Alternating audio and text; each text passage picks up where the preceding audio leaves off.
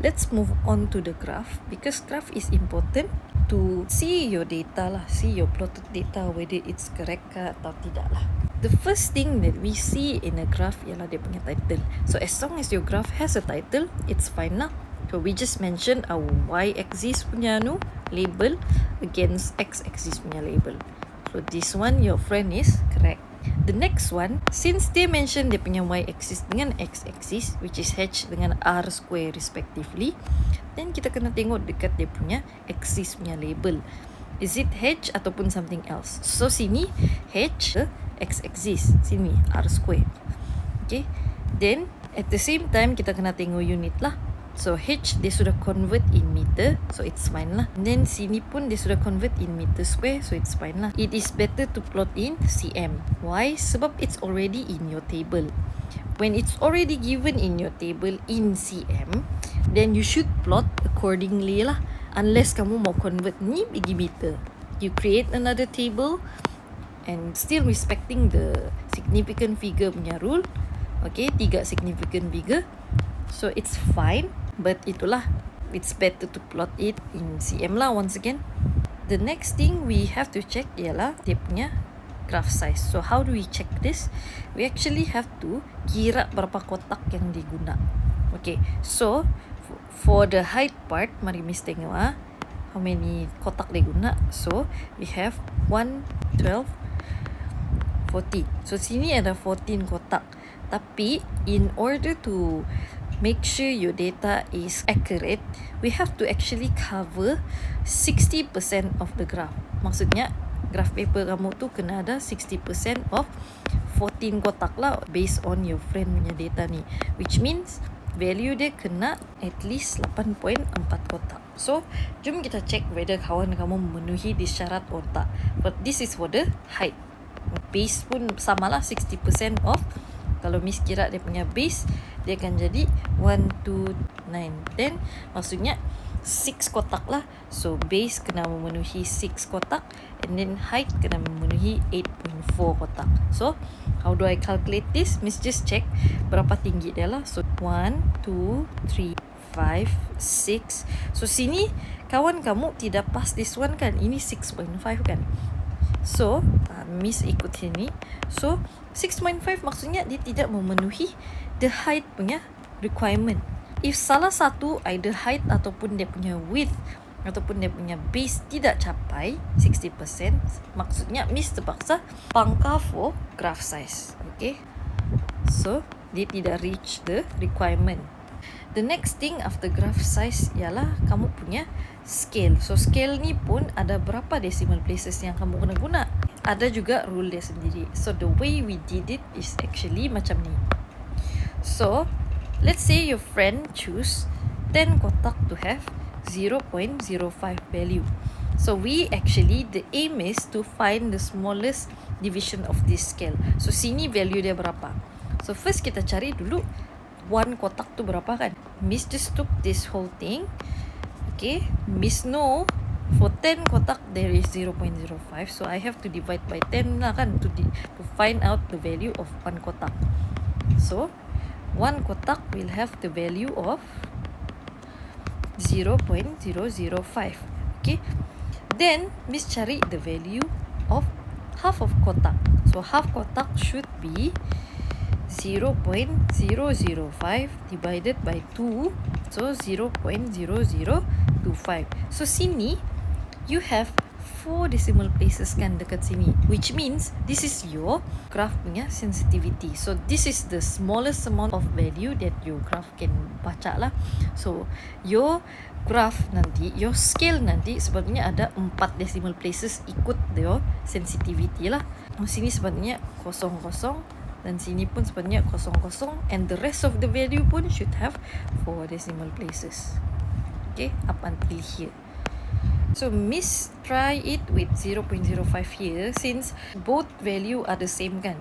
Dia ada 10 kotak dekat sini, and then kita mau cari 1 kotak dan separuh kotak kan. So 1 kotak sama dengan 0.05 divided by 10, dapat juga 0.005. Dan Miss kena bahagi lagi untuk cari berapa decimal places Miss mau letak dekat this skala. So separuh kotak which is equivalent to half of this box. Separuh kotak sama dengan 0.005 divided by 2 sama juga dapat 0.0025. So sama like just now, we have 4 decimal places. Maksudnya in here you can read up to 4 decimal places. This is why it is important. And since kawan kamu tidak accurately letak 4 decimal places dekat sini, so Miss tidaklah terlampau jahat sangat, tapi Miss akan penalize lah. Tapi actually it's permissible, cuma bahagian calculation tu kena 4 decimal places lah. Tapi Miss just kasih salah so that it will be a reminder for your future. The next thing yang Miss kena check ialah dia punya centroid. So it's correct dekat sini. So 0.30 dengan 0.30, dan dia punya centroid kena label dengan X macam ni. So this is how you label the centroid. Now we move on to the plots. So I have put the table just now. So the thing yang kawan kamu plot ialah this one for H, this one for R square. So I will check one by one whether it's correct or not. Tapi first I give you a tutorial how to know how many boxes to plot lah, in case kamu tak pandai plot kan. So the way you do it, you actually kena pakai calculator. So I bring up a calculator and also a table for you to do it. So first we look at the first value. We have 20 kan, tapi dia sudah convert pergi 0.2. So we look at the smallest box, berapa yang kita boleh baca. So here the smallest box ialah 0.05, macam yang kita kira tadi ni nah. Okay, so I take the value yang I want to plot. So 0.200, okay, bahagi dengan berapa tadi? 0.005. So kita akan dapat the normal value. So 40 box maksudnya kalau saya mau kira for the y-axis, sebab ini ialah y-axis kan, so saya kena kira 40 kotak lah. So kita mulai dari sini. So sini akan jadi 10 kotak, 3 kotak, dia akan jadi 40 kotak. So kawan kamu plot her first point dekat sini. So Miss akan tanda right dekat y-axis sini lah. Okay, then kita punya value untuk sini ialah 0.17. So kita buat yang sama, 0.17 divided by the smallest division of kotak for x-axis. So x-axis pun 0.005 kan. So kita dapat 34 box. So 10 kotak, 30 kotak, and then 1, 2, 3, 4 kotak yang kecil ni. Kita tengok, okay, kawan kamu actually plot it at the correct place. So Miss boleh tanda sini. So nanti Miss check satu-satu, dan kamu orang pun kena check satu-satu lah on your own graph.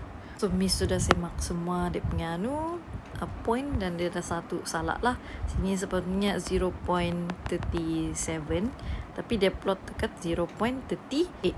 Okay, salah ni. Okay, sini 35, 0.35, maksudnya sini 0.375. So dia kena dia kena plot at 0.37. Dia kena plot 1 kotak belakang lah. So dia salah bahagian situ. Now Miss akan nilai dia punya best fit lah. Looking at the graph, best fit actually depends on, satu, dia kena limpas dekat centroid, dan kedua ialah jarak antara the line and the points yang plotted tu tidak berapa jauh. So berdasarkan di sini, you can see it passes through the centroid, which fulfills the criteria untuk best fit line. And tengok jarak antara satu-satu of this plot. Nanti Miss tunjuklah best fit yang tidak ngam. Ini ialah salah satu contoh di mana kamu punya best fit tu tidak sesuai, in which Miss akan nilai dia sebagai bad best fit lah. So kawan kamu originally plot it macam ni, tapi if you look at the distance between each of the point from the original tu, jarak dia ialah satu dari sini, satu dari sini, ini, dan jauh macam ni. So ini, okay, nanti kita compare dengan Miss punya. Ni yang Miss line ni ialah yang merah ni. Kita tengok jarak dia lagi jauh kan lagi dekat. Sini pergi sini, sini pergi sini, ini, and then sini, then ni dekat sini. Ini exactly dekat the point, and then tengok ni. So cuba kamu compare, mana lagi jauh. So this one lagi jauh lah, yang hijau ni. Tengok how far it is from the data point. Tapi kalau Miss punya plot yang merah ni, tengok dia taklah jauh kan. Dia separuh daripada the actual distance. So this is a bad best fit lah. So try to get the closest distance between all of the points, all of the points with the best fit punya line. Okay, so ini kiranya your friend has the correct line of best fit. So Miss akan tambah sini line of best fit ni betul lah. The last and the most important thing ialah kamu punya triangle gradient. So based on the graph, kita dapat nampak this is your friend punya triangle gradient. Sometimes it's hard to see sebab pen kamu tidak tebal, so I recommend you to put this 90-degree angle lah, so it can indicate which point you choose. So the main point about triangle gradient ni ialah satu, dia punya size kena 50% of kamu punya graph drawing. Bukan graph paper tapi graph drawing. Okay, itu cara yang sama jugalah kita kira tadi. And the next thing ialah dia kena guna this line lah. And also the most important thing ialah kamu tidak boleh guna plotted points. So sometimes dia tak kena pun langsung kamu punya best fit. Okay, do not use. Okay, do not use. So maksud Miss ialah contoh kamu ambil dari sini. Miss dia mau terima, the only possible thing yang kamu boleh pilih ialah point yang actually intersect. Sebagai contoh, this one. Ini intersect with another line macam ni kan. Another point that would be nice is sini. Macam yang kawan kamu pilih ni lah. Ataupun tengok yang paling accurate lah. Sini pun boleh. Mana lagi yang sedang mau tengok? Sini pun boleh. Yang penting dia exactly cross macam ni. Okay. Kalau ada line macam ni, ini tidak boleh lah. Tapi kalau line dia macam ni, then ini boleh lah. Okay, so let's see what your friend pilih. And then kita akan transfer this value into calculation. Dan nanti Miss Anula tunjuk the calculation punya part untuk gradient. So sini dia pilih kosong dengan 0.075. Sedangkan sebab dia kena ada 4 decimal places kan. So sini sepatutnya dia tulis 0.0000. Dan sini pula sepatutnya dia tulis 0.0750. Okay, which is betul lah actually. From the graph itself, it is correct. Nanti kita akan guna the same value lah. Okay, and then the next point she chose ialah 0.350 dengan 0.335. Ngam lah, which is correct lah. So, this although Miss evaluate ni, the next thing Miss tengok ialah triangle kan. Okay, triangle dia quite besar. Dia cover di sini paruh. Okay, 1, 2, 4 dan ada separuh kan. Maksudnya dia sudah cover 5. Okay, so maksudnya untuk tengok tinggi dia 1, 5, 6 separuh kan. So 5 ada 6.5 kan. So maksudnya dia melebihi 50% lah. Sorry, bukan melebihi, 50% at least. Okay, at least 50%. Okay, maksudnya size tu diterima dan juga dia guna garis putus-putus. So dash line diterima jugalah. That's all we evaluate about graph. So now we will transfer the data yang kita dapat daripada triangle gradient pergi ke gradient punya calculation.